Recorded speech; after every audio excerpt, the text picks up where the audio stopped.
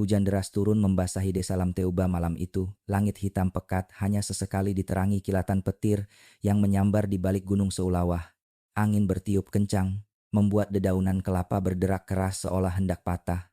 Rumah-rumah kayu yang berjejer di sepanjang jalan tanah desa tampak redup. Sebagian besar telah tertutup rapat, hanya menyisakan cahaya lampu minyak kecil dari balik jendela. Namun, di sebuah rumah bercat biru muda milik Siti Aisyah, dapurnya justru masih hidup dengan api. Asap tebal mengepul dari tungku arang, bercampur dengan aroma kari yang kuat menusuk hidung. Panci besar penuh kuah kuning mendidih di atas tungku, menggelegak seakan menyimpan rahasia. Tiba-tiba, suara keras mengguncang keheningan. Pintu dapur terhempas, menghantam dinding kayu hingga bergetar. Rak piring di sudut rumah berderit, beberapa mangkuk jatuh pecah berantakan di lantai basah. Siti Aisyah yang saat itu sedang berdiri di dekat meja, terlonjak kaget, tangannya gemetar, napasnya memburu. Astagfirullah, bisiknya lirih sambil mundur beberapa langkah. Tutup panci besar tiba-tiba terlepas, jatuh menghantam lantai.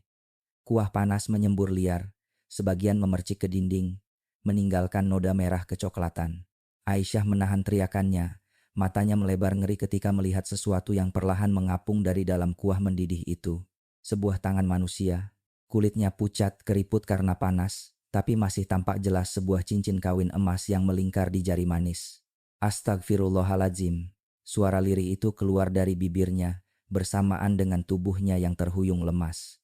Ia jatuh terduduk di lantai, tangan menutup mulut, air matanya langsung pecah. Hujan yang turun makin deras, suara gemuruhnya menutupi jeritan kecil Aisyah. Namun, dari rumah tetangga, seorang perempuan tua bernama Mak Dahlan mendengar sesuatu yang tak biasa.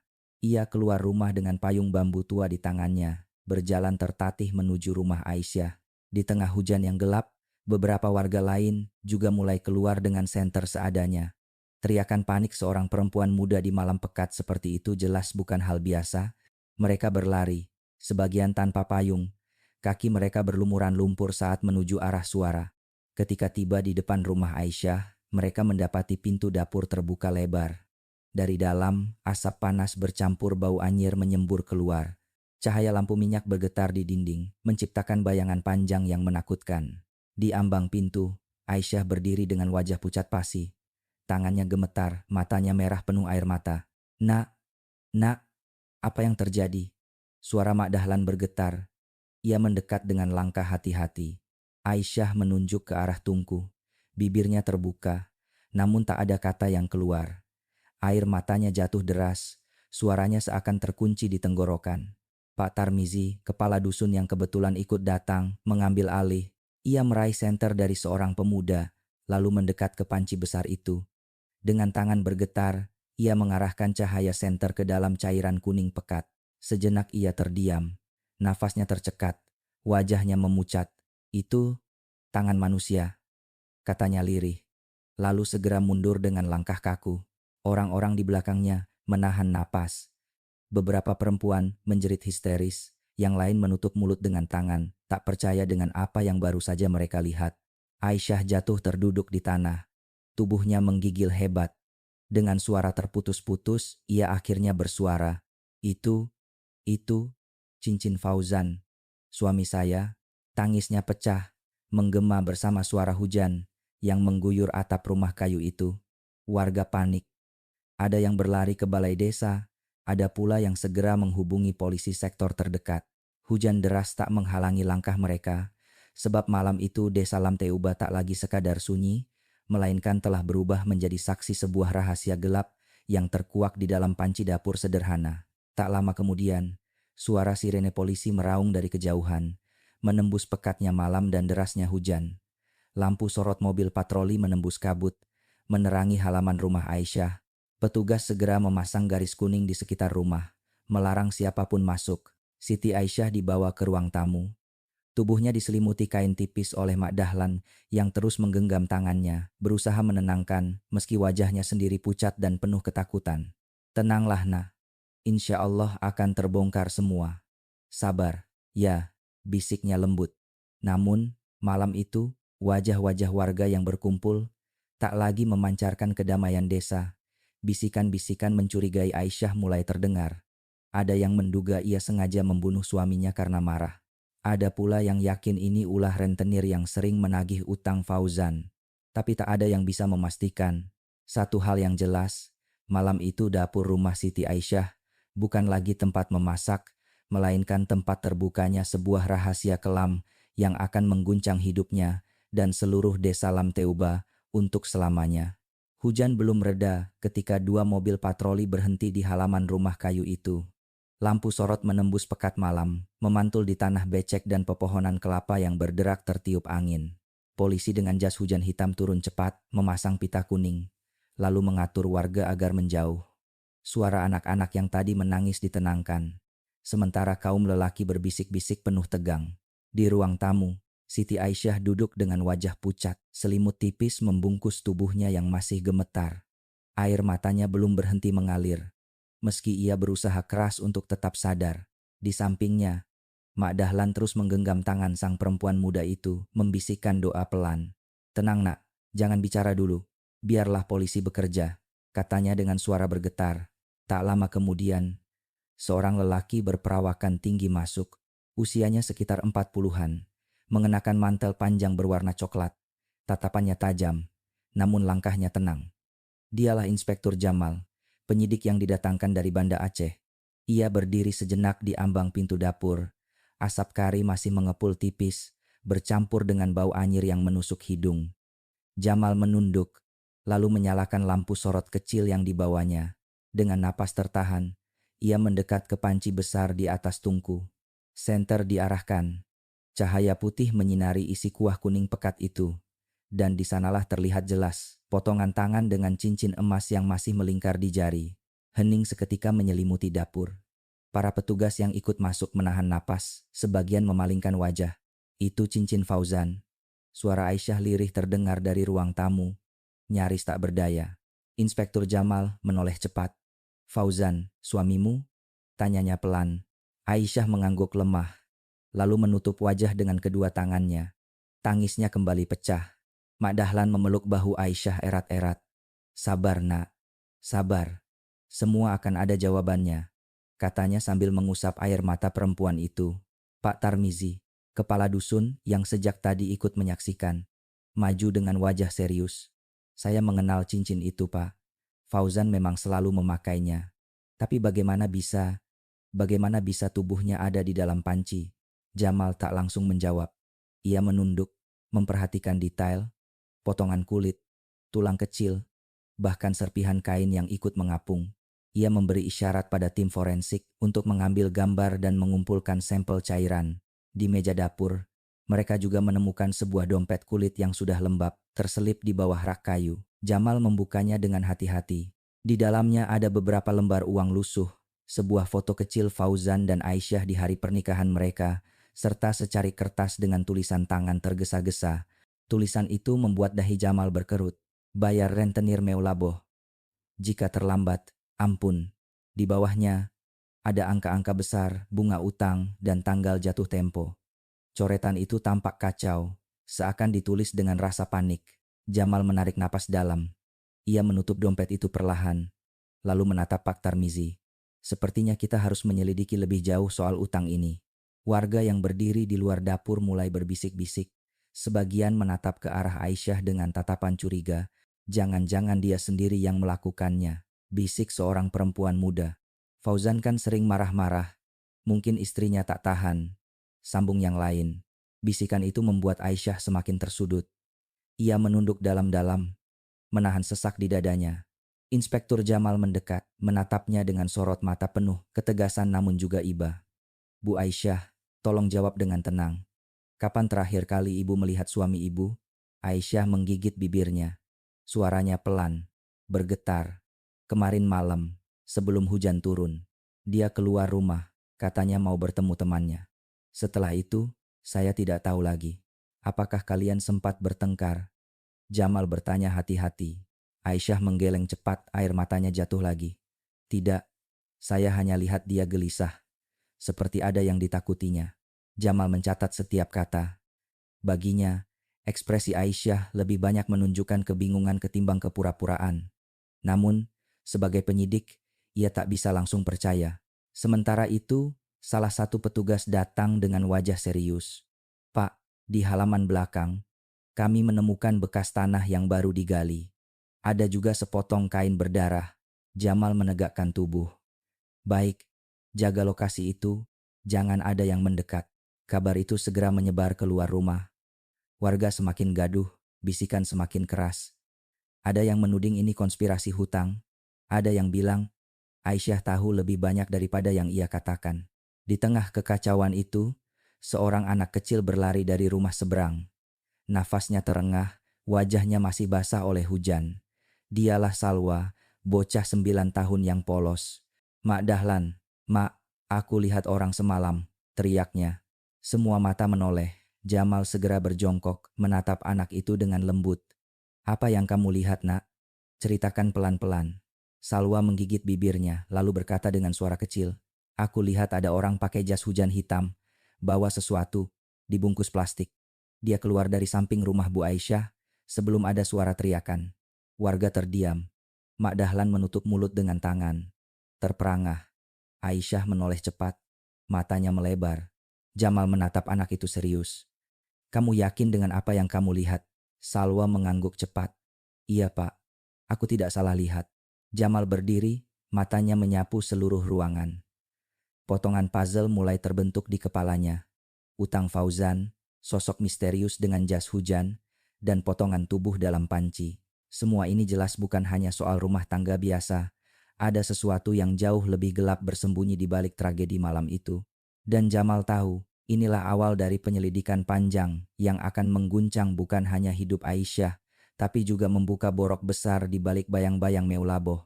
Malam itu hujan akhirnya mereda, hanya menyisakan sisa rintik di atap seng rumah-rumah kayu desa Lamteuba. Namun, di sekitar rumah Siti Aisyah, suasana masih tegang. Garis polisi membentang, warga berkerumun di kejauhan dengan wajah gelisah. Lampu sorot dari mobil patroli membuat halaman tampak seperti panggung yang disinari cahaya keras, menelanjangi setiap sudut gelap. Di ruang tamu, Aisyah duduk dengan kepala tertunduk. Selimut tipis masih membungkus tubuhnya. Di sekitarnya, bisikan kecurigaan terus berputar di antara warga. Kalau bukan dia, siapa lagi? Suaminya ditemukan di dapurnya sendiri, kata seorang lelaki dengan suara rendah. Tapi Aisyah itu pendiam. Mana mungkin tega, sahut seorang ibu-ibu meski nada suaranya ragu. Bisikan itu menusuk telinga Aisyah. Ia menggigit bibir, menahan tangis. Ia ingin menjelaskan, ingin berteriak bahwa ia sama sekali tak tahu apa-apa, namun suaranya tercekat. Inspektur Jamal memperhatikan semua itu dari kejauhan. Ia tahu, dalam kasus seperti ini, prasangka bisa lebih kejam daripada bukti. Ia melangkah pelan mendekati Aisyah, lalu berjongkok di hadapannya. "Bu Aisyah, saya minta ibu kuat. Jangan hiraukan apa yang mereka katakan. Yang penting sekarang adalah kebenaran. Ibu percaya sama saya?" Tanyanya lembut. Aisyah mengangkat wajahnya. Mata bengkak karena menangis. Ia mengangguk pelan. Saya tidak membunuhnya, Pak. Saya juga tidak tahu kenapa. Kenapa ini terjadi di rumah saya?" Jamal menatapnya dalam-dalam, lalu mengangguk. "Baik, saya akan cari tahu siapa yang sebenarnya melakukan ini." Sementara itu, di halaman belakang rumah, tim forensik menemukan sesuatu yang lebih mengejutkan. Tanah di dekat pohon pisang terlihat baru digali. Lembab, gundukan tanahnya belum rata. Mereka mulai menggali pelan dengan sekop kecil. Dan tak lama kemudian, "Pak, ada ini," seru salah satu petugas. Jamal segera datang. Di dalam tanah dangkal itu, mereka menemukan sepotong kain berdarah dan tisu berlumuran darah yang sudah mulai mengeras. Tidak jauh dari situ, ada bekas kaki sepatu berjejak lumpur, mengarah ke jalan setapak menuju kebun di belakang desa. Jamal menatap bukti itu dengan dahi berkerut. Ini bukan pekerjaan orang yang panik. Ada jejak yang jelas, seperti sengaja ditinggalkan. Pak Tarmizi, kepala dusun, yang ikut menyaksikan, berdehem. "Fauzan akhir-akhir ini sering terlihat pulang larut malam, Pak. Kadang bawa bungkusan kain hitam." Warga curiga, tapi tidak ada yang berani bertanya. Mak Dahlan ikut menimpali. "Saya juga sering dengar suara langkah di dapur malam-malam. Tapi saya pikir Aisyah yang bangun untuk syalat tahajud." Ternyata, ia menunduk. Matanya berkaca-kaca. Jamal mencatat semua keterangan itu. Setiap detail penting baginya. Ia lalu memanggil Aisyah kembali untuk dimintai keterangan tambahan. Aisyah, apakah kau pernah melihat suamimu membawa sesuatu yang mencurigakan? Tanyanya hati-hati. Aisyah menggeleng pelan. Tidak, Pak. Ia hanya sering gelisah belakangan ini. Kadang bicara sendiri.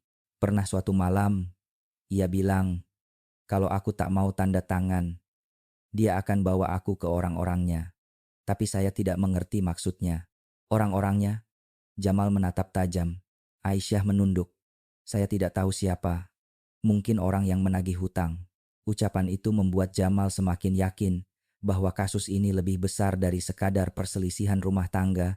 Di saat yang sama, bocah kecil Salwa masih berdiri di sudut, memeluk tubuhnya sendiri karena dingin.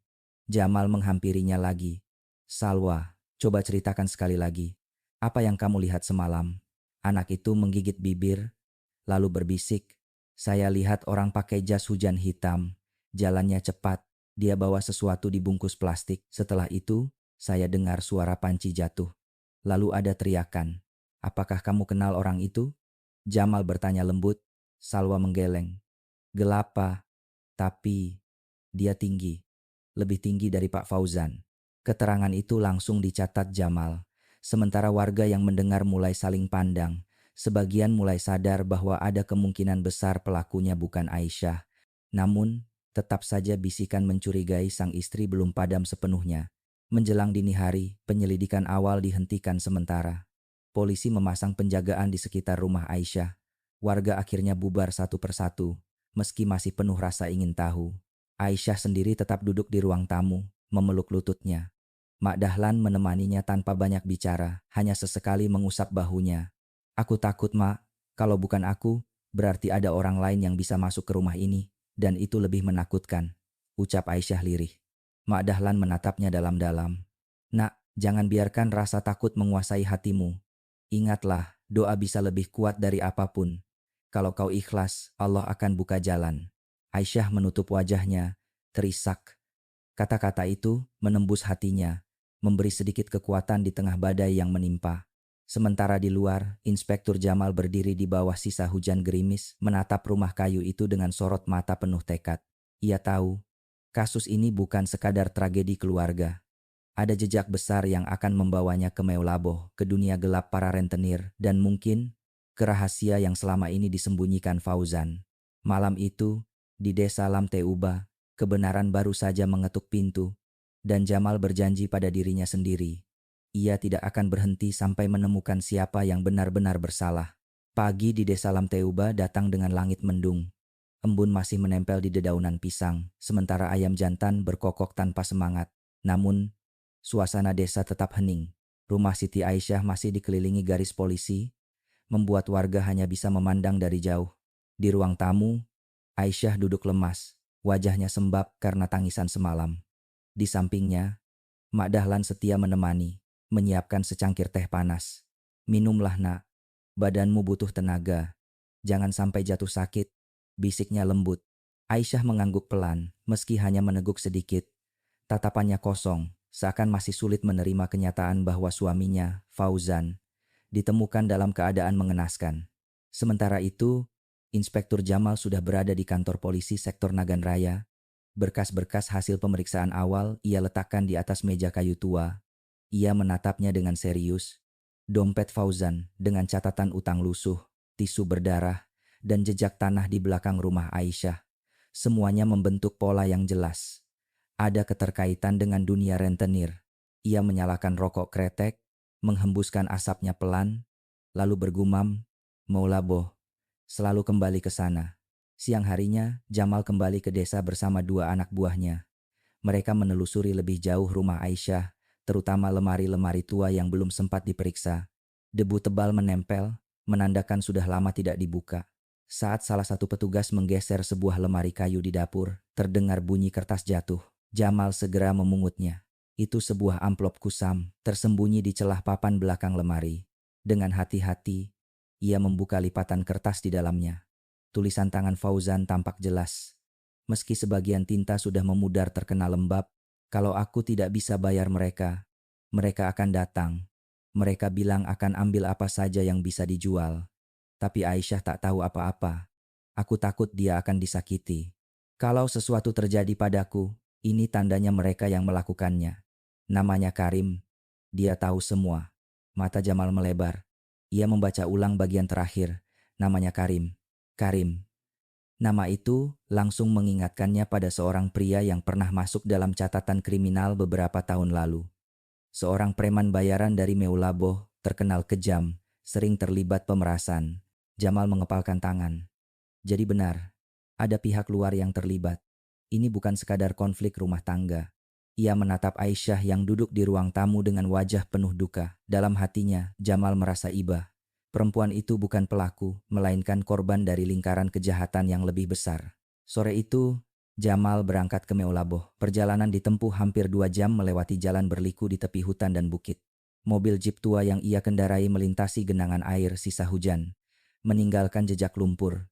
Setibanya di kota, ia langsung menuju sebuah toko bangunan besar di tepi jalan utama. Dari luar, toko itu tampak biasa saja, ramai dengan aktivitas pekerja yang mengangkut semen dan kayu. Namun, Jamal tahu, pemiliknya adalah sosok yang ditakuti Pak Idrus. Pria paruh baya itu dikenal ramah di depan umum, tetapi banyak cerita gelap mengiringinya. Utang berbunga tinggi, ancaman bagi yang telat bayar, dan kabar keterlibatannya dalam perjudian ilegal. Jamal masuk dengan penyamaran sederhana, berpura-pura sebagai pembeli. Ia memperhatikan detail. Beberapa motor tua terparkir di belakang toko dengan plat nomor dari wilayah Nagan Raya. Kalau benar mereka tak pernah ke Lamteuba, kenapa motornya dari sana? Gumam Jamal dalam hati. Ketika tiba gilirannya, Jamal membuka obrolan santai dengan Idrus. Pak, saya mau tanya, kenal orang ini? Ia mengeluarkan foto lusuh Fauzan dari dompet. Pak Idrus menatap foto itu sejenak, lalu tersenyum kecil. Oh Fauzan. Ya, dia pernah pinjam uang ke saya, tapi sudah lama tidak datang. Saya kira dia sudah lari. Jadi Bapak tidak pernah mencarinya ke Lamteuba? Tanya Jamal, menahan nada curiga.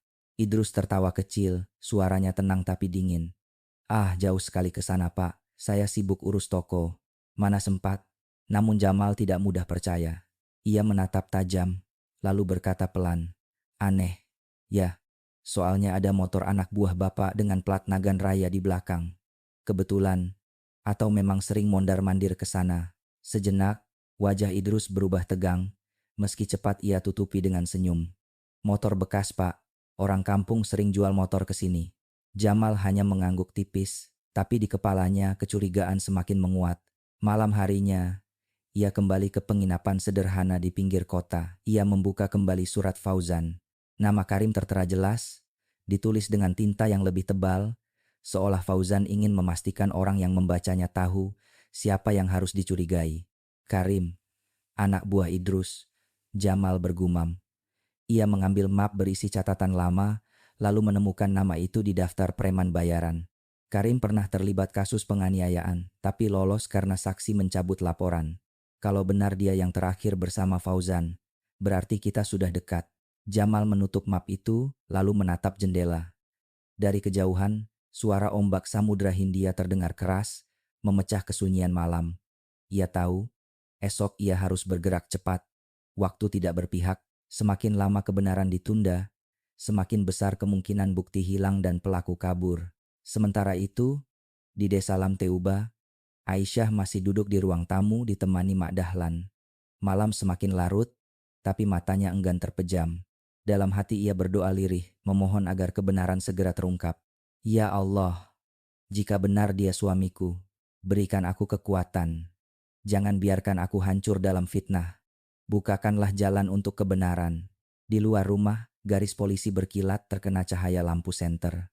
2 petugas berjaga di gardu kecil dekat masjid, memastikan tidak ada orang asing yang mendekat. Malam itu, desa tampak tenang. Namun, di balik bayangan pohon kelapa, mungkin ada mata yang sedang mengawasi, dan Aisyah tidak pernah tahu bahwa namanya kini ikut masuk dalam pusaran besar yang lebih berbahaya daripada sekadar gosip warga. Perang melawan sindikat gelap Meulaboh. Pagi di Meulaboh diselimuti kabut tipis. Pasar kota mulai ramai, pedagang ikan menjeritkan dagangannya. Aroma kopi dari warung-warung kecil bercampur dengan bau laut yang asin. Namun di balik keramaian itu, Inspektur Jamal menyimpan kegelisahan. Ia duduk di sebuah warung kopi sederhana, membuka map kuning berisi foto-foto dan dokumen yang baru ia dapatkan. Foto itu menunjukkan Fauzan berdiri bersama Karim dan seorang lelaki lain, Junaidi, di depan sebuah rumah tua. Wajah mereka tampak akrab, seakan satu kelompok. Lebih mengejutkan lagi, di sudut foto samar terlihat sosok Pak Idrus. Jamal menghela napas panjang. Jadi Fauzan bukan hanya korban utang, dia pernah jadi bagian dari jaringan ini. Ia menyesap kopi pahitnya, lalu menatap jauh ke jalanan basah. Ada dua sisi dari Fauzan. Seorang suami yang terjerat utang, dan seorang lelaki yang pernah terlibat dalam perjudian ilegal. Namun dari surat terakhirnya, jelas ia ingin keluar dari lingkaran itu. Sementara itu, di desa Lamteuba, Siti Aisyah sedang membersihkan rak buku tua peninggalan ibunya. Ia butuh sesuatu untuk mengalihkan pikiran dari tuduhan warga. Saat mengangkat beberapa buku resep lama, tangannya menyentuh sebuah kotak kayu kecil dengan gembok berkarat. Dengan hati-hati, ia membukanya. Di dalamnya ada foto-foto lama Fauzan bersama orang-orang asing, kartu anggota perjudian, dan beberapa catatan kecil. Salah satu catatan membuat darah Aisyah berdesir. Jika aku tak kembali, jangan percayai siapapun. Mereka lebih dekat dari yang kau kira. Tangannya gemetar. Air matanya jatuh menetes di atas kertas. Ia sadar, Fauzan menyembunyikan lebih banyak rahasia daripada yang pernah ia bayangkan. Mak Dahlan yang ikut membantu bersih-bersih mendekat. Apa itu, nak? Tanyanya dengan suara hati-hati. Aisyah hanya menggeleng, menyimpan kotak itu kembali. Rahasia yang terlalu berat untukku, mak. Di Meulaboh, Jamal melanjutkan pengintaiannya. Ia dan tim kecil diam-diam mengintai rumah kontrakan Karim dan Junaidi. Dari celah jendela, ia melihat sebuah jas hujan hijau tua tergantung di belakang pintu, basah dan kotor oleh lumpur. Hatinya langsung teringat pada keterangan Salwa, anak kecil di desa. Ini pasti jas hujan yang dilihatnya malam itu, bisik Jamal pada anak buahnya. Mereka mengambil beberapa foto sebagai bukti, lalu mundur perlahan. Jamal tahu waktunya belum tepat untuk menangkap, ia butuh perintah resmi. Dan yang lebih penting, ia ingin menjerat Pak Idrus sebagai otak utama, bukan hanya anak buahnya. Keesokan harinya, Jamal kembali ke kantor polisi di Banda Aceh untuk menyusun strategi. Ia memanggil tim dan menempelkan foto-foto di papan strategi besar. Di tengahnya ada wajah Pak Idrus, dikelilingi foto Karim, Junaidi, dan Fauzan. Garis merah menghubungkan mereka, membentuk jaringan kriminal yang jelas. Ini bukan kasus pembunuhan biasa, kata Jamal tegas. Ini adalah jaringan yang telah merusak banyak keluarga di Aceh selama bertahun-tahun. Fauzan mencoba keluar, dan itu yang membuatnya dibungkam. Seorang petugas muda bertanya, lalu bagaimana dengan istrinya, Bu Aisyah? Jamal menatap foto Aisyah yang ditempel di pojok papan. Dia bukan pelaku. Dia adalah saksi kunci. Kita harus melindunginya. Sore itu, Jamal kembali ke Lamteuba untuk memberi kabar. Aisyah menatapnya dengan mata lelah, seakan menunggu jawaban yang bisa melegakan hatinya. Bu Aisyah, kata Jamal pelan, kami sudah menemukan bukti bahwa Fauzan terlibat dengan kelompok Pak Idrus. Tapi dari catatan dan suratnya, jelas ia ingin melindungi ibu. Itu sebabnya ia menyembunyikan dokumen-dokumen penting. Air mata Aisyah kembali mengalir. Jadi benar, dia ingin keluar. Tapi kenapa? Kenapa harus berakhir begini? Jamal menunduk. Karena keluar dari jaringan ini tidak semudah masuk. Mak Dahlan yang duduk di samping Aisyah menggenggam tangannya. Nak, jangan salahkan dirimu. Kalau suamimu jatuh, itu bukan karena kau. Dunia luar terlalu kejam. Beberapa hari kemudian, operasi besar disiapkan. Polisi dari Banda Aceh, Nagan Raya, dan Moulaboh bergabung. Targetnya jelas. Menangkap Pak Idrus dan kedua tangan kanannya, Karim dan Junaidi. Malam itu, sebelum operasi dimulai, Jamal mendatangi Aisyah. Ia membawa sebuah rekaman suara yang ditemukan dari dokumen Fauzan. Suara Fauzan terdengar serak, terputus-putus, namun jelas.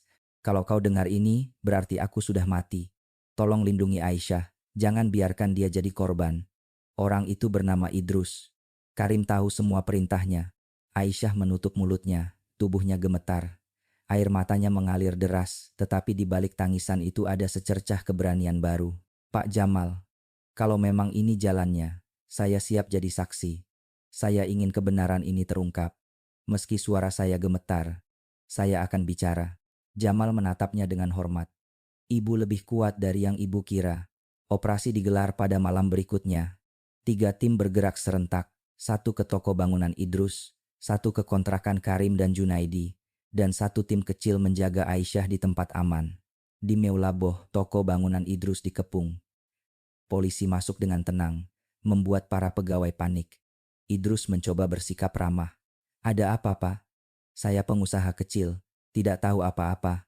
Namun Jamal meletakkan rekaman suara Fauzan di atas meja.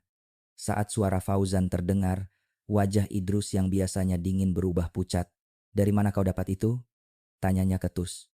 Dari suamimu sendiri, jawab Jamal tegas. Dia lebih memilih mati daripada terus hidup dalam ketakutanmu. Idrus mencoba melarikan diri, tapi polisi sudah mengepung. Ia diborgol di tempat. Di sisi lain, kota, Karim dan Junaidi ditangkap setelah baku kejar di jalanan sempit menuju pelabuhan kecil. Mereka tak berkutik ketika bukti jas hujan dan pakaian berdarah ditemukan di kontrakan mereka. Berita penangkapan itu segera menyebar. Desa Lamteuba geger. Warga yang dulu menuduh Aisyah kini mulai sadar bahwa ia bukan pelaku, melainkan korban. Beberapa ibu-ibu mendatanginya, memeluknya sambil menangis. Maafkan kami Aisyah, kami salah sangka, kata mereka. Aisyah hanya tersenyum lelah, matanya masih berkaca-kaca. Ia tidak menyimpan dendam, dalam hatinya hanya ada doa agar semua ini segera berakhir. Namun ia tahu perjuangannya belum selesai. Karena meski Pak Idrus dan anak buahnya ditangkap, luka yang ditinggalkan di hatinya takkan hilang begitu saja. Dan dari titik inilah, perjalanan hidupnya akan berubah selamanya. Beberapa hari setelah operasi besar itu, suasana Aceh Barat diguncang oleh berita penangkapan sindikat rentenir dan perjudian terbesar yang pernah ada di Meulaboh. Nama Pak Idrus terpampang di halaman depan koran lokal dengan judul besar, "Pengusaha toko bangunan, ternyata otak sindikat kriminal." Foto dirinya dengan tangan terborgol menjadi bukti bahwa bayang-bayang kekuasaannya akhirnya runtuh. Sementara itu, Karim dan Junaidi digiring ke kantor polisi. Wajah mereka muram, tak lagi seangkuh ketika menebar teror di desa-desa. Bagi Inspektur Jamal, keberhasilan ini adalah langkah besar. Namun ia tahu, masih ada banyak rantai dalam jaringan yang belum terungkap. Meski begitu, untuk sementara, desa-desa kecil seperti Lamteuba bisa bernapas lega. Di desa itu sendiri, garis polisi di rumah Siti Aisyah sudah dilepas. Warga mulai datang, bukan lagi dengan tatapan curiga, melainkan dengan wajah menyesal. "Aisyah, maafkan kami. Kami sempat salah paham," kata seorang ibu muda sambil menunduk. Aisyah hanya tersenyum tipis. "Tidak apa-apa. Saya mengerti semua ini memang membingungkan." Meski suaranya lembut, hatinya masih penuh luka. Namun ia memilih tidak menambah beban dengan menyimpan dendam. Mak Dahlan selalu berada di sampingnya. "Nak, kau telah melewati ujian besar. Kini saatnya bangkit. Jangan biarkan dirimu terpenjara masa lalu." Kata-kata itu menjadi pengingat yang menenangkan bagi Aisyah. Hari-hari berikutnya, Aisyah mulai menata hidupnya kembali. Ia membersihkan dapur yang dulu menjadi saksi tragedi, mengganti tungku lama dengan tungku baru, mengecat ulang dinding yang masih berbekas noda kuah kari. Namun, bukan hanya rumah yang ia benahi. Aisyah juga mulai membuka kembali ruang kecil di samping rumahnya, ruang yang dulu ia gunakan untuk mengajar anak-anak desa membaca dan menulis. Dengan tekad baru, ia menamainya Rumah Baca Melati. Awalnya hanya ada 3 anak yang datang, duduk malu-malu di tikar pandan. Namun kabar cepat menyebar. Dalam seminggu, jumlahnya bertambah menjadi belasan. Bahkan beberapa ibu muda yang putus sekolah pun ikut bergabung, belajar membaca surat resmi atau sekadar menulis nama mereka sendiri. Aisyah tersenyum setiap kali mendengar suara anak-anak membaca terbata-bata. Hatinya merasa hidup kembali. "Mak, aku tidak mau larut dalam kesedihan. Kalau aku bisa mengajar mereka, mungkin aku bisa juga menyembuhkan diriku," ucap Aisyah suatu sore sambil menata buku-buku. Mak Dahlan menatapnya dengan mata berkaca-kaca. "Kau tidak hanya menyembuhkan dirimu, Nak. Kau juga menyembuhkan desa ini." Sementara itu, Inspektur Jamal datang berkunjung. Tidak dengan seragam resminya, melainkan mengenakan baju santai dan sarung. Ia duduk di serambi rumah Aisyah, menikmati secangkir kopi hitam. "Saya bangga dengan ibu," katanya sambil menatap halaman depan yang kini ditanami bunga melati. Tidak semua orang bisa berdiri setelah jatuh sekeras itu. Aisyah tersenyum samar. Saya hanya berusaha, Pak.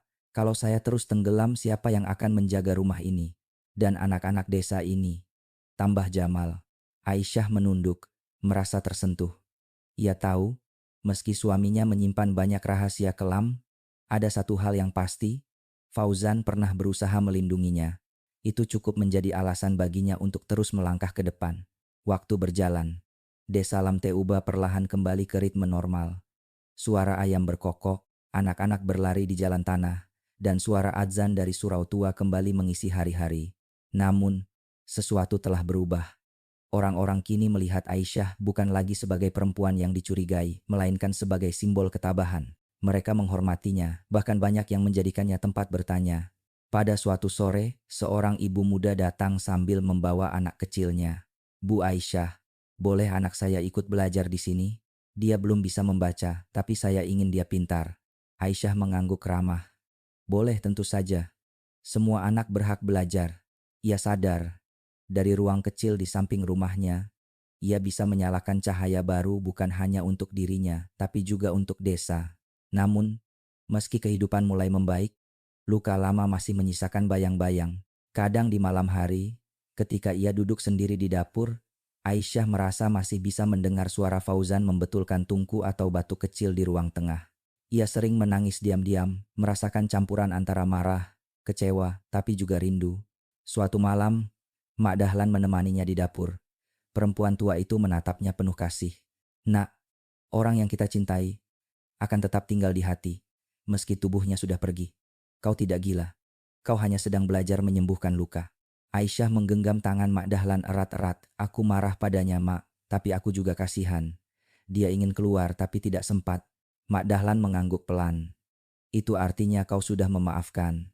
Dan itu adalah kemenangan terbesar. Hari-hari di Lamteuba terus berjalan. Rumah baca Melati semakin ramai. Anak-anak berlarian membawa buku lusuh. Ibu-ibu tersenyum lega melihat anak mereka bisa mengeja kata demi kata. Bagi Aisyah, inilah bentuk hidup baru. Ia tidak lagi dikenal sebagai istri Fauzan yang terjerat utang, atau perempuan malang yang kehilangan suaminya. Kini ia dikenal sebagai Bu Aisyah, guru desa, penjaga rumah baca Melati. Dan meski hatinya masih sering bergetar ketika mengingat malam hujan itu, ia tahu satu hal pasti. Dari reruntuhan hidupnya, ia berhasil menanam sesuatu yang baru. Bunga melati di halaman rumahnya mekar, wangi lembutnya menyebar ke udara sore, dan di antara harum itu, Aisyah berbisik pelan, seakan berbicara pada suaminya yang telah tiada. Fauzan, aku maafkan kau. Semoga Allah juga memaafkanmu. Musim hujan kembali menyelimuti Lamteuba. Hampir setiap sore langit menghitam, awan menumpahkan air deras, yang membuat sungai kecil di desa meluap. Namun, di rumah kayu milik Siti Aisyah, kehidupan mulai terasa hangat kembali. Suara anak-anak membaca di rumah baca Melati membuat rumah itu tak lagi sunyi. Pada suatu siang yang terik, ketika hujan baru saja reda, Aisyah sedang menyapu halaman. Tiba-tiba terdengar suara langkah mendekat. Seorang perempuan berusia sekitar 40 tahun berdiri di depan pagar bambu, wajahnya tirus, kulitnya gelap terbakar matahari, dan matanya menyimpan keraguan. Assalamualaikum. Ini rumahnya Bu Aisyah, tanyanya pelan. Aisyah berhenti menyapu. Waalaikumsalam. Iya, benar. Silakan masuk. Perempuan itu menunduk sopan sebelum melangkah ke serambi. Aisyah menyuguhkan air putih, lalu duduk berhadapan. Nama saya Yuni, ucapnya pelan, suaranya bergetar. Saya datang karena Fauzan. Darah Aisyah serasa berhenti mengalir. Mendengar nama itu dari mulut orang asing membuat dadanya sesak. Ia hanya bisa menatap tanpa kata. Yuni menunduk lebih dalam. Saya bukan siapa-siapa, tapi saya mengenal Fauzan. Lebih lama dari yang ibu kira. Dulu, sebelum ia menikah dengan ibu, kami pernah hidup bersama. Tidak sah, hanya begitu adanya. Aisyah terdiam, bibirnya kaku. Yuni melanjutkan dengan suara tercekat. Kami punya anak, Bu. Namanya Akmal. Sekarang usianya 14 tahun. Fauzan pergi sebelum anak itu lahir. Ia berjanji akan kembali, tapi ia tak pernah datang. Saya tidak minta apa-apa, hanya anak saya ingin tahu siapa ayahnya. Suasana serambi mendadak hening. Hanya suara tetesan air hujan dari atap seng yang terdengar. Aisyah menatap perempuan di depannya. Hatinya campur aduk kaget, marah, sekaligus iba. Ia menarik napas dalam, lalu bangkit. Dari lemari tua di ruang tamu, ia mengambil sebuah foto pernikahannya dengan Fauzan. Dalam foto itu, Fauzan tersenyum memegang tangannya erat. "Ini Fauzan yang saya kenal," ucap Aisyah lirih, menyerahkan foto itu pada Yuni. Penuh amarah, tapi juga penuh doa. Mungkin kita semua hanya melihat satu bagian darinya. Dia sendiri tak pernah sempat menyatukan semuanya. Yuni menggenggam foto itu erat-erat. Matanya berkaca-kaca. "Terima kasih, Bu. Kalau Ibu izinkan, suatu hari saya ingin membawa Akmal ke sini supaya ia tahu ayahnya, meski hanya dari cerita." Aisyah menatapnya lama, lalu mengangguk. "Boleh, kalau itu bisa membuatnya lebih kuat." Seminggu kemudian, Yuni datang bersama seorang anak laki-laki. Tingginya menjulang, tubuhnya kurus, matanya tajam namun penuh kerendahan hati. Ia membawa buku gambar lusuh. "Assalamualaikum, Bu," sapa anak itu pelan. "Waalaikumsalam. Kamu pasti Akmal?" Anak itu mengangguk. Ia duduk malu-malu di serambi, lalu mengeluarkan buku gambarnya. Di halaman depan, ada sketsa sebuah rumah kayu dengan bunga melati di halamannya. Aisyah tertegun. "Ini rumahku," gumamnya. Akmal menunduk. "Ibu bilang rumah ayah seperti ini. Saya hanya menggambarnya sesuai cerita." Aisyah merasakan dadanya perih sekaligus hangat. Anak ini belum pernah mengenal ayahnya, tapi ia menggambar rumah, seolah sudah lama tinggal di sana. Hari-hari berikutnya, Akmal mulai sering datang ke rumah baca melati. Awalnya hanya duduk di pojok, menggambar dengan krayon, mengamati Aisyah dari kejauhan. Lama-lama ia ikut belajar membaca Al-Quran bersama anak-anak lain. "Ayah pernah bilang, kalau saya nakal, dia bakal kirim saya ke rumah ibu untuk belajar adab," ucapnya suatu sore, membuat Aisyah tertegun. Ia tersenyum samar. "Dia benar soal itu, tapi saya juga bisa galak kalau kamu malas belajar." Akmal tersenyum tipis, lalu untuk pertama kalinya, ia tertawa kecil. Tawa itu membuat Aisyah merasa seolah melihat bayangan Fauzan muda di hadapannya. Suatu sore, setelah semua anak pulang, Akmal membantu Aisyah menyapu halaman. Ia menemukan sebuah batu kecil berbentuk hati. Dengan polos, ia menyerahkannya. "Buat kenang-kenangan, Bu." Aisyah menerimanya, menaruh batu itu di dalam kaleng kecil tempat ia menyimpan biji melati. Air matanya hampir jatuh, tapi ia menahan. "Terima kasih. Batu ini kecil, tapi penting karena kamu yang memilihnya." Di malam hari, ketika Akmal tidur di ruang depan, Aisyah duduk sendiri di dapur. Ia menatap panci yang pernah menjadi saksi luka terbesarnya. Namun kini dapur itu terasa berbeda. Tidak lagi gelap dan menakutkan, melainkan hangat karena ada kehidupan baru. Mak Dahlan datang membawa teh, duduk di sampingnya. "Nak, aku lihat anak itu mirip sekali dengan Fauzan waktu kecil." Pendiam, tapi matanya menyimpan dunia. Aisyah mengangguk. "Kadang aku takut, Mak. Takut aku terlalu sayang padanya, padahal dia bukan anakku." Mak Dahlan menggenggam tangannya erat. "Kasih sayang tidak kenal batas. Kalau Allah sudah titipkan anak itu padamu, artinya kaulah yang dipilih untuk melanjutkan apa yang ayahnya tidak bisa." Aisyah menunduk, menahan isak. Dalam hatinya, ia tahu kehadiran Akmal bukan kebetulan. Mungkin inilah cara Allah menunjukkan bahwa dari luka bisa tumbuh kehidupan baru. Hari-hari berikutnya, hubungan Aisyah dan Akmal makin dekat. Anak itu mulai memanggilnya Bu Nur. Ia belajar memasak bersama, ikut berkebun, bahkan membantu menyusun buku di rumah baca melati. Meski awalnya Yuni khawatir, lama-kelamaan ia percaya. "Bu, kalau Akmal bahagia di sini, izinkan ia sering tinggal bersama ibu. Saya tahu dia menemukan sesuatu yang tidak pernah saya beri, rumah." Aisyah menatapnya dengan mata berkaca-kaca. "Insya Allah, saya akan menjaganya. Bukan karena dia anak Fauzan, tapi karena dia juga anakku sekarang." Dan malam itu, untuk pertama kalinya sejak tragedi di dapur, Aisyah berdoa bukan dengan air mata kesedihan, melainkan dengan rasa syukur. Musim hujan semakin deras di Lamteuba. Hampir setiap hari langit muram. Air turun tanpa jeda, membuat jalanan becek dan sungai meluap. Meski demikian, rumah baca melati tetap ramai. Anak-anak desa datang dengan baju basah, tertawa sambil mengeringkan diri di serambi. Di antara wajah-wajah itu, Akmal kini menjadi bagian yang tak terpisahkan. Ia sudah 2 bulan tinggal bersama Siti Aisyah, dan semakin hari semakin akrab. Anak-anak lain menerimanya dengan hangat, bahkan beberapa memanggilnya abang karena tubuhnya lebih tinggi. Namun, kebahagiaan itu perlahan terganggu. Pada suatu sore yang dingin, ketika hujan turun deras, Akmal tiba-tiba jatuh pingsan di halaman. Tubuhnya ringan saat Aisyah mencoba mengangkatnya. Panas tinggi membuat wajahnya pucat. "Ya Allah, Akmal!" teriak Aisyah panik. Ia memeluk tubuh anak itu, memanggil Mak Dahlan untuk segera membantu. Malam itu, Akmal dibawa ke puskesmas desa. Dokter muda yang bertugas memeriksanya dengan raut wajah serius. "Bu, kondisi anak ini harus diperiksa lebih lanjut. Kami curiga dia mengalami anemia berat. Sebaiknya besok dibawa ke rumah sakit kabupaten." Aisyah mengangguk dengan mata berkaca-kaca. Ia duduk semalaman di samping ranjang Akmal, mengganti kompres, membacakan doa, bahkan menyanyikan lagu Nina Bobo yang dulu sering ia dengar dari ibunya. Dalam tidurnya yang gelisah, Akmal bergumam lirih, "Bu, jangan tinggalkan aku." Air mata Aisyah menetes jatuh di tangan kecilnya. "Ibu di sini, Nak. Tidak akan pergi kemanapun." Keesokan harinya, mereka berangkat ke rumah sakit kabupaten dengan mobil pinjaman kepala dusun.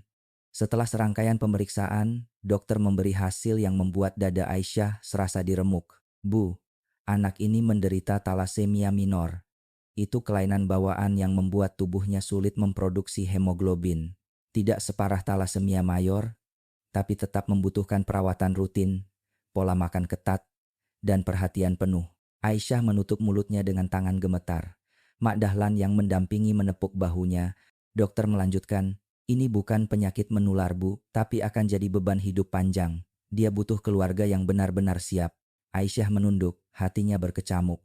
Ia merasa dunia kembali runtuh setelah baru saja bangkit. Malam itu, di kamar rumah sakit, Aisyah duduk sendiri.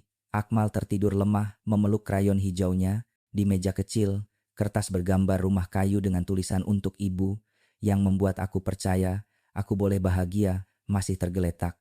Aisyah menggenggam kertas itu erat, air matanya mengalir deras. "Ya Allah, apakah aku cukup kuat untuk ini? Aku baru saja belajar berdiri, kini kau beri aku ujian baru."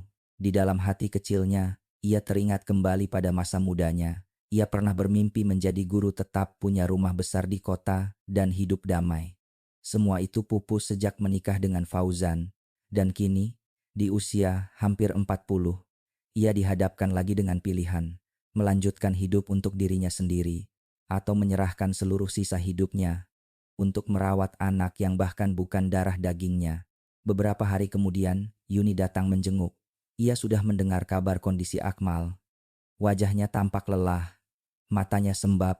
"Saya tahu ini berat, Bu," katanya lirih. "Saya sendiri tidak siap.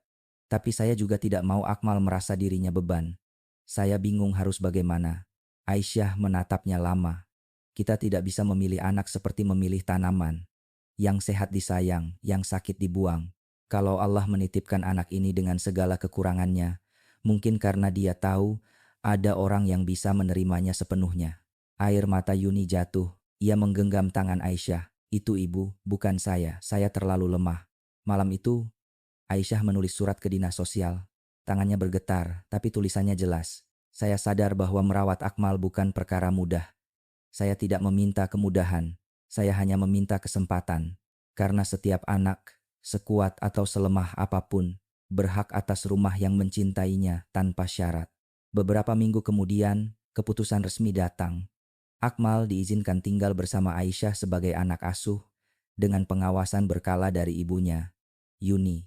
Hari itu, Aisyah membaca surat itu sambil menahan tangis. Akmal duduk di sampingnya, masih pucat tapi tersenyum. "Bu, sekarang aku boleh tinggal di sini selamanya?" tanyanya polos. Aisyah mengangguk, memeluknya erat. "Iya, Nak. Kau tidak sendirian lagi. Ini rumahmu." Hari-hari pun berlalu. Akmal menjalani perawatan rutin, minum obat, dan mengikuti pola makan yang dianjurkan dokter. Meski tubuhnya lemah, semangatnya besar. Ia rajin belajar, rajin menggambar, bahkan mulai membantu mengajar anak-anak yang lebih kecil di rumah baca melati. Suatu pagi, ia bertanya sambil menatap Aisyah dengan mata bening. "Bu, kalau ayah masih hidup, kira-kira dia bangga tidak melihat aku sekarang?" Aisyah tersenyum, meski air mata menetes di pipinya. "Kalau ayahmu bisa lihatmu, Nak, dia akan memelukmu erat dan berkata, Kamu jauh lebih kuat dari yang ayah bayangkan. Akmal tersenyum, lalu memeluk Aisyah. Dan dalam pelukan itu, Aisyah merasa menemukan arti baru dari hidupnya. Bukan karena hidup menjadi mudah, tapi karena ia memilih tetap berjalan, meski dunia pernah menghancurkannya. Tahun-tahun berjalan pelan namun pasti di desa Lamteuba. Hujan dan kemarau berganti, dan bunga melati di halaman rumah Siti Aisyah semakin lebat, mekar seakan menyerap setiap doa dan air mata yang pernah jatuh di tanah itu. Akmal kini beranjak remaja. Tubuhnya makin tinggi, wajahnya semakin mirip dengan almarhum Fauzan. Meski sering pucat karena penyakitnya, matanya selalu berbinar ketika membaca atau menggambar. Setiap pagi, ia membantu Aisyah menyapu halaman sebelum berangkat sekolah, lalu sore harinya kembali ke rumah baca melati, mengajar anak-anak kecil mengeja huruf, atau melatih mereka menggambar. Abang Akmal pintar ya bu, kata seorang bocah sambil memeluk bukunya. Aisyah tersenyum, menatap Akmal yang sedang mengajari anak-anak menulis huruf hijaiyah.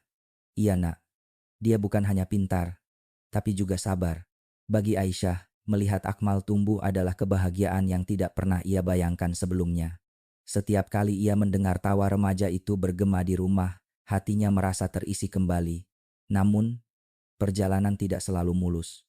Talasemia yang diderita Akmal tetap menjadi ujian berat. Ada hari-hari ketika tubuhnya lemah, wajahnya pucat, dan ia harus beristirahat lebih lama. Kadang ia harus dibawa ke rumah sakit kabupaten untuk transfusi darah. Suatu malam, setelah pulang dari rumah sakit, Aisyah duduk di samping ranjangnya. Akmal yang baru saja mendapat transfusi tampak lelah, tapi ia masih sempat berkata pelan, "Bu, maaf kalau aku sering merepotkan." Aisyah segera menggenggam tangannya. "Nak, jangan pernah bicara begitu. Kau bukan beban. Kau adalah anugerah yang Allah titipkan untukku." Akmal menutup mata, senyum kecil tersungging di bibirnya. "Kalau begitu, aku janji akan tetap semangat, supaya ibu tidak sedih."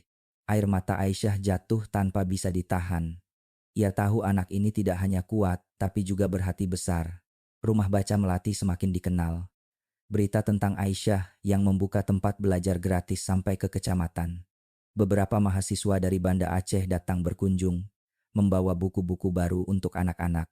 Suatu sore, Aisyah diundang untuk berbicara di forum perempuan desa. Dengan jilbab sederhana dan suara bergetar, ia berkata, "Dulu saya pikir diam adalah bentuk kekuatan. Tapi ternyata keberanian adalah saat kita berkata cukup, meski suara kita gemetar. Kita, para perempuan, bukan hanya penjaga rumah. Kita juga bisa menjadi penjaga harapan." Tepuk tangan bergema di balai desa. Aisyah menunduk, merasa bukan bangga, melainkan lega. Ia tidak lagi berdiri sebagai perempuan yang dituduh, melainkan sebagai sosok yang memberi semangat. Malam itu, setelah pulang dari acara, Aisyah duduk di serambi rumah. Akmal ikut duduk di sampingnya, sambil membawa buku gambar. "Bu, boleh saya tunjukkan sesuatu?" katanya. Ia membuka buku itu, menampilkan sebuah gambar rumah kayu dikelilingi bunga melati.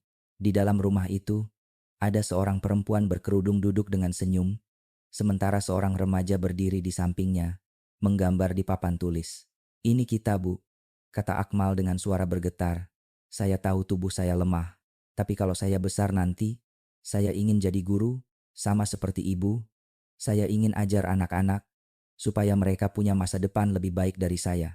Aisyah menatap gambar itu lama, lalu memeluk Akmal erat. "Nak, impianmu sudah lebih dari cukup membuat ibu bahagia." Waktu terus berjalan. Akmal beranjak 15 tahun. Ia semakin aktif membantu Aisyah. Kadang ia menulis label buku, kadang ia mengajari anak-anak menggambar pemandangan desa, lengkap dengan sawah, gunung, dan masjid tua di Lamteuba. Namun, tubuhnya tetap rapuh. Suatu sore, saat mengajar ia kembali jatuh pingsan. Anak-anak panik, berlari memanggil Aisyah. Di puskesmas, dokter berkata lirih, "Bu, kondisi Akmal memang stabil, tapi ia harus tetap rutin periksa. Anak ini butuh lebih banyak gizi, dan jangan terlalu lelah." Aisyah mengangguk, matanya sembab. Ia tahu perjuangan ini panjang, tapi ia tidak gentar. Di malam hari, setelah Akmal tidur, Aisyah menulis di buku harian kecilnya. "Dulu aku hidup dalam luka, kini aku hidup dalam kasih. Luka itu tidak lagi menjadi beban, tapi menjadi jalan. Allah mengajarkan aku arti menjadi ibu, meski bukan dari darahku sendiri. Ia menutup buku itu, menatap wajah Akmal yang tertidur tenang. Dalam hatinya, ia berjanji, apapun yang terjadi, ia akan tetap berdiri di sisinya. Beberapa minggu kemudian, dinas sosial datang untuk verifikasi. Yuni, ibu kandung Akmal, juga hadir. Pertemuan itu awalnya canggung, namun ketika melihat Akmal berlari kecil menyambut Yuni sambil berkata, "Ibu, lihat, aku sudah bisa mengajar anak-anak mengaji." Suasana mencair. Yuni menatap Aisyah dengan mata penuh rasa hormat. "Bu, saya tidak bisa menggantikan peran ibu. Akmal lebih hidup di sini. Kalau ibu izinkan, biarlah kita berbagi. Saya tetap ibunya, tapi ibu juga rumahnya." Aisyah menahan tangis, mengangguk pelan. "Mari kita besarkan dia bersama." Kasih sayang tidak pernah terlalu banyak untuk seorang anak. Akmal berdiri di antara mereka, menatap dua sosok perempuan yang sama-sama mencintainya. "Kalau begitu, aku boleh punya dua ibu?" tanyanya polos. Mereka bertiga tertawa bersama. Dan tawa itu menandai babak baru. Keluarga yang dibentuk bukan oleh darah semata, melainkan oleh cinta yang saling menguatkan. Musim panas tiba di Lamteuba. Matahari terasa lebih terik dari biasanya, membuat sawah-sawah retak dan daun pisang menguning di tepi jalan. Namun, di tengah teriknya hari, rumah baca Melati tetap ramai dengan suara anak-anak. Akmal, kini berusia 15 tahun lebih, duduk di serambi dengan beberapa anak kecil. Meski tubuhnya kurus dan wajahnya kadang pucat, matanya bersinar penuh semangat. Ia menggambar sebuah masjid tua dengan krayon, lalu menunjukkannya pada anak-anak. "Kalau kita rajin belajar, suatu hari kalian bisa menggambar lebih indah dari ini," katanya sambil tersenyum. Anak-anak bertepuk tangan. Aisyah yang mengamati dari kejauhan hanya bisa menghela napas lega. Meski penyakitnya terus menjadi bayang-bayang, Akmal tidak pernah kehilangan semangat. Namun, tidak semua hari berjalan mudah. Ada kalanya penyakitnya membuat ia harus beristirahat lama. Suatu pagi, Aisyah terbangun menemukan Akmal pucat di tempat tidurnya, bibirnya kering, napasnya berat. "Bu, maaf, aku tidak kuat bangun," katanya lirih. Aisyah panik, segera memanggil Mak Dahlan untuk membantu. Mereka membawanya ke puskesmas, dan dokter menyarankan transfusi darah di rumah sakit kabupaten. Di perjalanan, Aisyah menggenggam tangan Akmal erat-erat. "Nak, bertahanlah. Kau harus kuat." Akmal menatapnya dengan senyum tipis. "Aku kuat, Bu. Asal ibu ada di sampingku." Air mata Aisyah mengalir. Ia sadar, setiap hari bersama Akmal adalah hadiah yang harus ia syukuri. Setelah beberapa hari dirawat, kondisi Akmal membaik. Saat ia pulang, anak-anak desa menyambutnya dengan riang, membawa bunga melati kecil dari halaman rumah mereka. "Selamat datang, Abang Akmal," teriak mereka. Akmal terharu, matanya berkaca-kaca. "Terima kasih. Kalian semua membuat aku merasa kuat lagi." Sejak itu, ia semakin giat belajar. Ia menulis di buku catatannya, "Aku ingin hidup lebih lama, bukan untuk diriku sendiri, tapi untuk orang-orang yang mencintaiku." Aisyah membaca tulisan itu diam-diam, lalu menutup buku dengan mata basah. Kabar tentang perjuangan Aisyah dan Akmal akhirnya sampai ke telinga pemerintah kabupaten. Suatu hari, ia mendapat surat undangan untuk menghadiri acara Forum Perempuan Aceh di Meulaboh. Awalnya Aisyah ragu. "Mak, aku ini hanya ibu rumah tangga biasa. Apa pantas aku bicara di depan banyak orang?" Mak Dahlan tersenyum, memegang tangannya erat. "Nak, kau sudah lebih dari pantas. Kau bukan hanya bertahan, kau juga menguatkan orang lain. Bicaralah, suaramu bisa jadi harapan." Aisyah menghela napas, lalu mengangguk. Hari itu, ia berdiri di depan ratusan orang. Dengan jilbab putih sederhana, suaranya sempat bergetar. Namun ia berbicara dengan hati. "Dulu saya kira kekuatan itu diam. Tapi ternyata, kekuatan sejati adalah saat kita memilih berdiri. Meski dunia sudah menjatuhkan kita berkali-kali. Saya pernah kehilangan, tapi Allah menggantinya dengan anak yang bukan darah saya, melainkan titipan. Dari dia saya belajar, kasih sayang tidak punya batas." Tepuk tangan membahana memenuhi aula. Beberapa perempuan meneteskan air mata mendengar kisahnya. Bagi Aisyah, itu bukan kebanggaan, melainkan pelepasan. Ia merasa beban di hatinya sedikit demi sedikit terangkat. Sepulang dari acara itu, Aisyah duduk di beranda rumah. Akmal menunggunya dengan penuh rasa ingin tahu. Bu, tadi ibu bicara apa di depan orang banyak? Aisyah tersenyum, mengusap kepala anak itu. Aku hanya bercerita tentang kita, tentang bagaimana kita bertahan. Akmal menatapnya lama, lalu berkata pelan, Bu, kalau suatu hari aku tidak ada lagi, tolong teruskan cerita kita, supaya orang lain tahu bahwa aku pernah ada. Kata-kata itu membuat dada Aisyah serasa ditusuk. Ia memeluk Akmal erat-erat. Jangan bicara begitu, nak. Kau akan tetap ada. Selama ibu hidup, ibu akan menjaga namamu. Waktu berjalan, Akmal semakin dikenal oleh anak-anak desa sebagai sosok penyemangat. Ia tidak hanya mengajari mereka menggambar, tapi juga menanam bunga, memperbaiki rak buku, bahkan melatih mereka membaca doa-doa pendek. Suatu sore, ketika hujan turun deras, Akmal berkata pada Aisyah, Bu, aku ingin suatu hari punya rumah sendiri, tapi bukan rumah besar. Cukup rumah kecil dengan halaman penuh melati, seperti ini. Karena bagiku, rumah bukan soal besar kecilnya, tapi soal siapa yang ada di dalamnya. Aisyah menatapnya dengan mata berkaca-kaca. Nak, rumah itu sudah ada, dan itu di hatiku. Kau akan selalu ada di sana. Malam itu, setelah semua anak pulang, Aisyah menulis lagi di buku harian kecilnya. Aku dulu hampir menyerah, tapi kehadiran Akmal membuatku mengerti bahwa luka bukan akhir, melainkan pintu menuju kekuatan baru. Aku bukan hanya menjaga seorang anak, aku menjaga warisan dari seorang suami yang gagal, tapi juga pernah berusaha. Dari Akmal, aku belajar arti harapan. Ia menutup buku itu, lalu menatap keluar jendela. Hujan masih turun, membawa harum tanah basah dan suara katak bersahutan. Di dalam rumah kecil itu, meski sederhana, ada cahaya yang tidak akan padam, cinta yang tumbuh dari luka. Pagi di desa Lamteuba selalu dimulai dengan suara ayam berkokok dan embun yang menggantung di pucuk-pucuk daun pisang. Siti Aisyah berdiri di serambi rumah, menatap Akmal yang kini berusia 17 tahun. Tubuhnya lebih tinggi, wajahnya semakin mirip dengan almarhum Fauzan. Meski penyakitnya tetap menjadi beban, semangatnya tidak pernah padam. Bu, hari ini aku mau ikut teman-teman ke kecamatan. Ada lomba menggambar mural di tembok sekolah, katanya sambil merapikan tas. Aisyah sempat ragu. Nak, apakah kau kuat? Perjalanan cukup jauh, apalagi panas. Akmal tersenyum meyakinkan. Aku ingin mencoba, Bu. Aku tidak ingin hidupku hanya di rumah sakit dan rumah baca melati. Aku ingin orang lain juga melihat karyaku. Aisyah menatapnya lama, lalu mengangguk. Pergilah.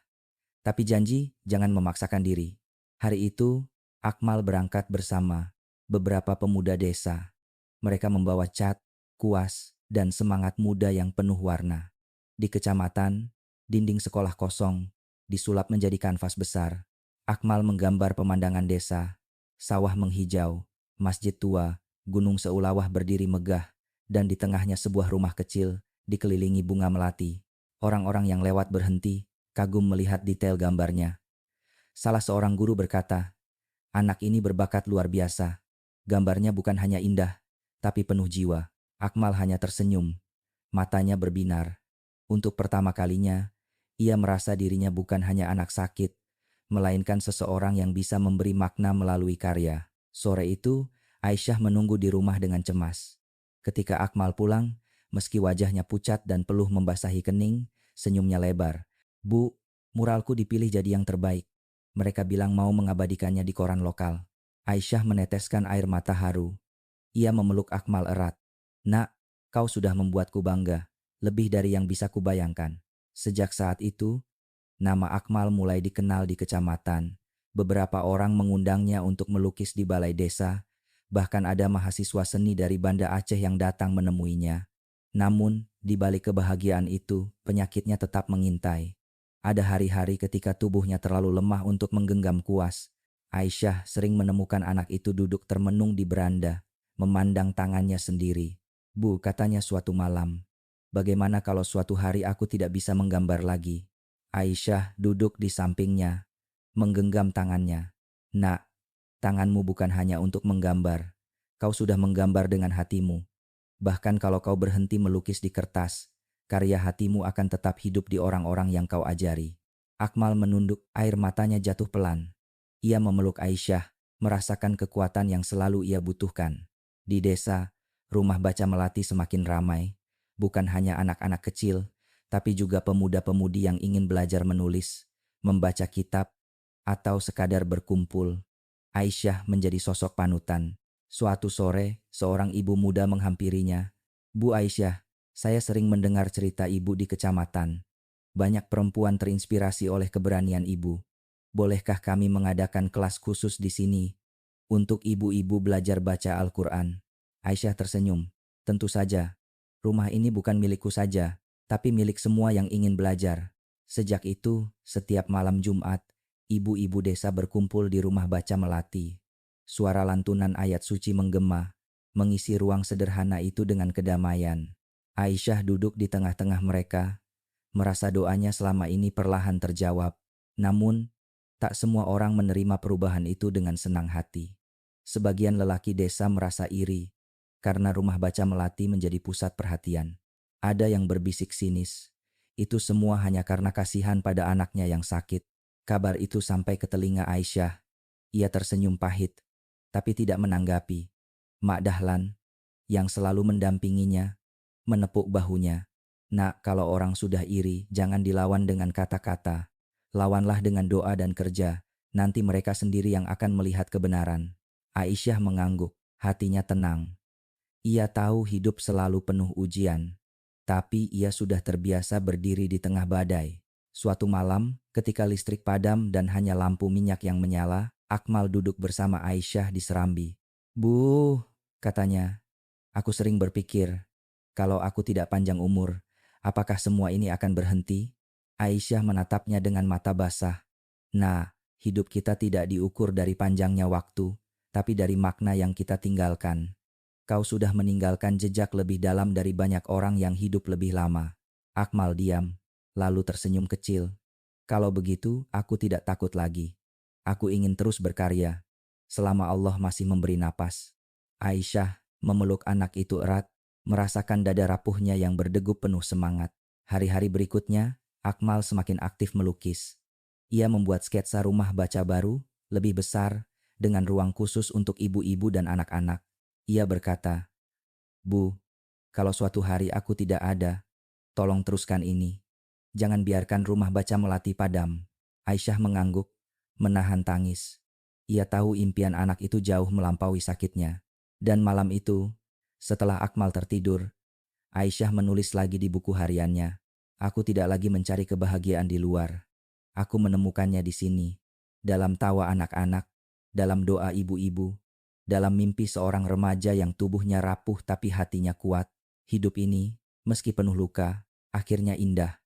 Karena aku belajar menerima, dan dari menerima lahirlah kedamaian. Ia menutup buku itu, memandang langit malam yang penuh bintang. Di dalam hatinya, ia berbisik, Ya Allah, kalau waktuku habis, biarkan aku pergi dengan hati damai. Tapi kalau waktuku masih ada, biarkan aku terus menjadi penjaga harapan, bersama anak yang kau titipkan padaku. Musim hujan kembali menyelimuti Lamteuba. Hujan turun hampir setiap sore, membuat jalan desa becek dan udara dingin merayap masuk ke rumah-rumah kayu. Siti Aisyah duduk di serambi, menatap Akmal yang kini berusia 17 tahun lebih. Tubuhnya tampak lebih kurus, pipinya semakin tirus, tapi matanya tetap menyimpan cahaya. Suatu pagi, ketika hendak berangkat ke rumah baca melati, Akmal tiba-tiba jatuh tersungkur. Anak-anak yang melihatnya berteriak panik. Aisyah berlari menghampiri, mendapati wajah anak itu pucat pasi. Bu, aku, pusing sekali, bisiknya lirih. Aisyah menahan tangis, segera memanggil Mak Dahlan untuk membantu. Mereka membawanya ke rumah sakit kabupaten. Setelah serangkaian pemeriksaan, dokter menghela napas berat. Bu Aisyah, katanya hati-hati. Kondisi anak ini sudah masuk tahap berat. Talasemianya membuat tubuhnya sulit lagi memproduksi sel darah sehat. Kami bisa lakukan perawatan rutin, tapi tanpa donor tetap, kondisinya akan semakin lemah. Aisyah terdiam. Kata-kata dokter itu berputar di kepalanya. Ia tahu hari-hari ke depan tidak akan mudah. Di ruang rawat, Akmal menatap ibunya dengan senyum lemah. Bu, jangan sedih. Aku sudah siap. Aku tahu hidupku mungkin tidak panjang, tapi aku ingin sisa waktuku berarti. Aisyah menggenggam tangannya erat-erat. Nak, jangan bicara begitu. Ibu tidak akan menyerah selama ibu bisa berdoa Selama ibu bisa berjuang, ibu akan tetap ada untukmu. Akmal menggeleng pelan. Bu, tolong jangan habiskan waktumu untuk menangis. Lebih baik kita habiskan untuk tertawa bersama. Aku ingin hari-hariku penuh cerita indah. Aisyah menahan air matanya. Ia tahu anak itu lebih kuat daripada dirinya sendiri. Sepulang dari rumah sakit, Aisyah semakin rajin menulis di buku harian kecilnya. Suatu malam, ia menulis, "Aku takut kehilangan. Tapi lebih dari itu, aku takut tidak bisa memberi kebahagiaan terakhir untuk anakku. Ya Allah, beri aku kekuatan untuk membuatnya tersenyum. Meski hatiku hancur." Ia menutup buku itu dengan tangan bergetar. Minggu berikutnya, Rumah Baca Melati mengadakan acara kecil. Anak-anak membuat pertunjukan membaca puisi, ada yang menyanyi kasidah, ada yang menampilkan drama sederhana. Akmal duduk di kursi depan, meski tubuhnya lemah, wajahnya berseri-seri. Ketika seorang anak membacakan puisi berjudul Ibu, Akmal menatap Aisyah dengan mata berkaca-kaca. Seusai acara, ia berbisik, "Bu, aku ingin menulis puisi juga, puisi terakhirku." Malam itu, dengan tangan gemetar, ia menulis di kertas, "Jika esok aku tak ada lagi, jangan tangisi tubuh rapuhku, karena aku sudah menitipkan hidupku di bunga melati, di tawa anak-anak, dan di hati seorang ibu yang mengajariku arti rumah." Aisyah membaca tulisan itu diam-diam. Air matanya jatuh membasahi kertas. Ia memeluk Akmal erat, berjanji dalam hati tidak akan pernah membiarkan karya anak itu hilang. Namun ujian semakin berat. Suatu malam, Akmal mengalami demam tinggi. Aisyah panik, membawanya ke rumah sakit lagi. Dokter memberi pilihan sulit. "Bu, kalau ibu setuju, kita bisa coba operasi transplantasi sumsum tulang. Tapi biayanya besar dan risikonya tinggi. Tanpa itu, kami hanya bisa memperpanjang sedikit waktu." Aisyah menunduk. Ia tahu ia tidak punya uang sebanyak itu. Rumah kayu peninggalan ibunya tidak mungkin dijual, karena sertifikatnya masih atas nama keluarga besar. Di luar ruang dokter, ia menangis di pelukan Mak Dahlan. "Mak, aku harus bagaimana? Aku ingin menyelamatkannya, tapi aku tidak punya apa-apa." Mak Dahlan mengusap punggungnya. "Nak, jangan putus asa. Hidup ini bukan hanya soal uang. Kadang doa lebih kuat dari apapun. Ingat, rezeki itu rahasia Allah. Jika memang jalannya, akan ada pertolongan." Aisyah mengangguk, mengusap air matanya. Ia bertekad untuk tetap tegar di depan Akmal. Malam itu, di ruang rawat, Akmal berkata lirih, "Bu, jangan paksa dirimu. Kalau memang waktuku sampai di sini, biarlah. Aku tidak ingin ibu lelah mengejar sesuatu yang mungkin tidak bisa digapai." Aisyah menatapnya dengan mata basah. "Nak, kau tahu apa yang membuat ibu kuat? Senyummu. Selama kau tersenyum, ibu akan melawan apapun." Akmal tersenyum kecil. "Kalau begitu, aku janji akan terus tersenyum, Bu." Hari-hari berikutnya, Aisyah mulai menerima bantuan dari masyarakat. Beberapa mahasiswa yang dulu pernah datang membawa buku kini menggalang dana kecil untuk biaya pengobatan Akmal. Pemerintah kecamatan juga mulai memperhatikan Rumah Baca Melati. Namun Aisyah sadar, hasil itu tidak cukup untuk operasi besar. Malam-malamnya dipenuhi doa panjang, air mata, dan bisikan lirih kepada Allah. Suatu malam, ketika hujan turun deras, ia berdiri di surau tua desa, menengadah ke langit. "Ya Allah, aku tidak meminta keajaiban untuk diriku. Aku hanya mohon beri kesempatan anakku hidup lebih lama, agar ia bisa mewujudkan mimpinya. Tapi jika Engkau punya rencana lain, tolong beri aku kekuatan untuk ikhlas." Di keheningan itu, ia merasa hatinya sedikit lebih ringan. Keesokan harinya, Akmal berkata, "Bu, aku ingin satu hal sebelum waktuku habis. Aku ingin muralku ada di rumah ini, supaya setiap orang yang datang tahu bahwa di rumah kecil ini pernah ada seorang anak yang bermimpi besar." Aisyah mengangguk, menahan tangis. Bersama anak-anak desa, mereka mulai mengecat dinding luar Rumah Baca Melati. Di sana tergambar sawah hijau, gunung, masjid, dan rumah kecil penuh bunga melati. Di pojoknya, Akmal menulis dengan tangan gemetar, "Hidup bukan soal panjangnya waktu, tapi jejak yang kita tinggalkan." Semua warga desa terdiam, menyaksikan anak itu menyelesaikan mural terakhirnya.